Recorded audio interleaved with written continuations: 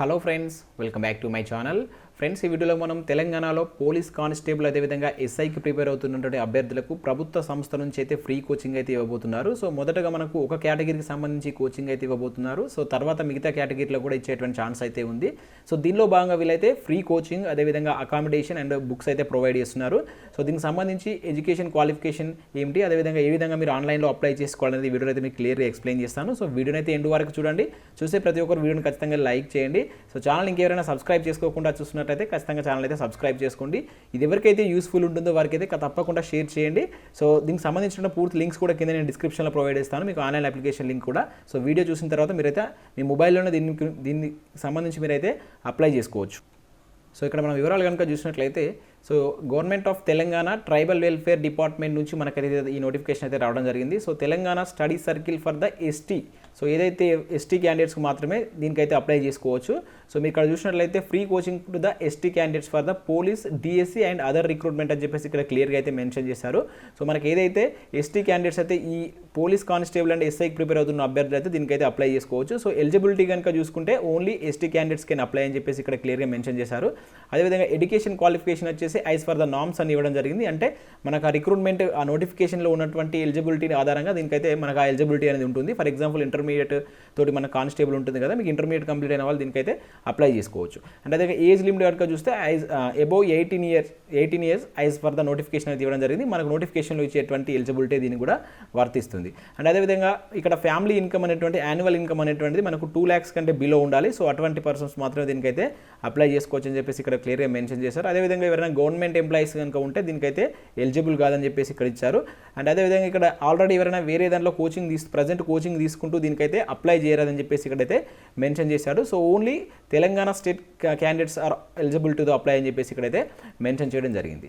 So అదేవిధంగా ఇక్కడ allotments of seats అనేది ఏ విధంగా ఉంటుందంటే, సో టోటల్గా 100% మనకు ఎస్టీ క్యాండిడేట్స్కి అయితే ఇక్కడ అలాట్మెంట్ చేయడం జరుగుతుంది. దానిలో ఎస్టీ ఉమెన్స్కు 33% అనేటువంటి కోటా ఉంటుందని చెప్పేసి ఇక్కడ reserve for the ST women's అని చెప్పేసి మెన్షన్ చేశారు. సో అదేవిధంగా సెలెక్షన్ ప్రొసీజర్ కనుక చూసినట్లయితే మనకు, సో ఇక్కడ the candidate selection is based on the merit of marks obtain in the degree or any other relevant qualification అని చెప్పేసి మెన్షన్ చేశాడు. అంటే మనకు ఇప్పుడు ఎస్ఐ అయితే డిగ్రీతో ఉంటుంది కదా, సో మీకు డిగ్రీలో వచ్చేటువంటి మెరిట్ మార్క్స్ ఆధారంగా దీన్ని అయితే సెలెక్షన్ చేస్తారు. అదేవిధంగా ఒకవేళ కానిస్టేబుల్ అయితే మీకు ఇంటర్మీడియట్లో వచ్చినటువంటి మార్క్స్ ఆధారంగా దీనికి సెలెక్షన్ ఉంటుంది.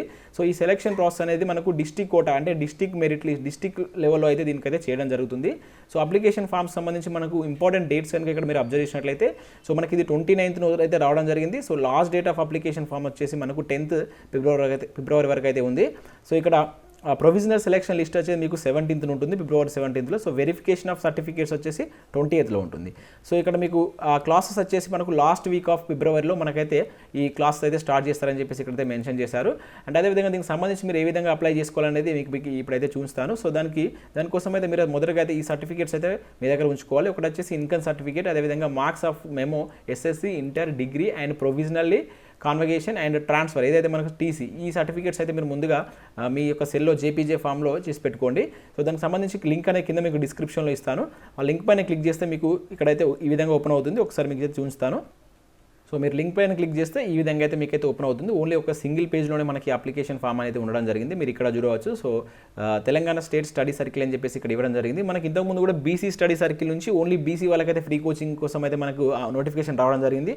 ఆల్రెడీ దాని డేట్ కూడా అయిపోయింది, కాకపోతే ఇంకా కోచింగ్ అనేది స్టార్ట్ కాలేదు.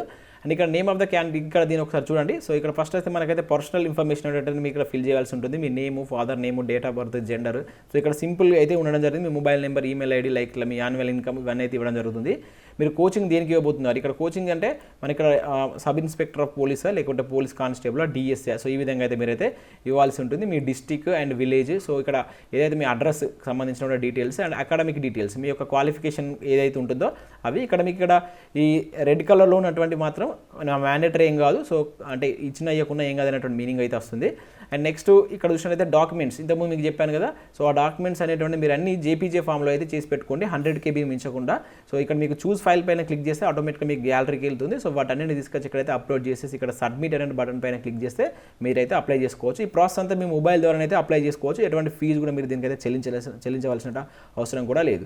సో ప్రజెంట్ మాత్రం మనకైతే ఇదైతే ఓన్లీ ఎస్టీ క్యాండిడేట్ సంబంధించి అయితే రావడం జరిగింది ఈ ఫ్రీ కోచింగ్. సో ముందు మనకు ఇంకా అదర్ క్యాస్ట్కి సంబంధించి కూడా వచ్చేటువంటి ఛాన్స్ అయితే ఉంది. సో అది రాగానే నేనైతే మన ఛానల్లో మళ్ళీ మీకు అయితే ఇన్ఫర్మేషన్ అయితే పాస్ చేస్తాను. ఖచ్చితంగా ఛానల్ అయితే సబ్స్క్రైబ్ చేసుకొని డైలీ వీడియోస్ని అయితే ఫాలో కండి. సో ఇదివరకు అయితే యూస్ఫుల్ ఉంటుంది, వారికి అయితే షేర్ చేయండి. So thanks for watching this video. Thank you everyone.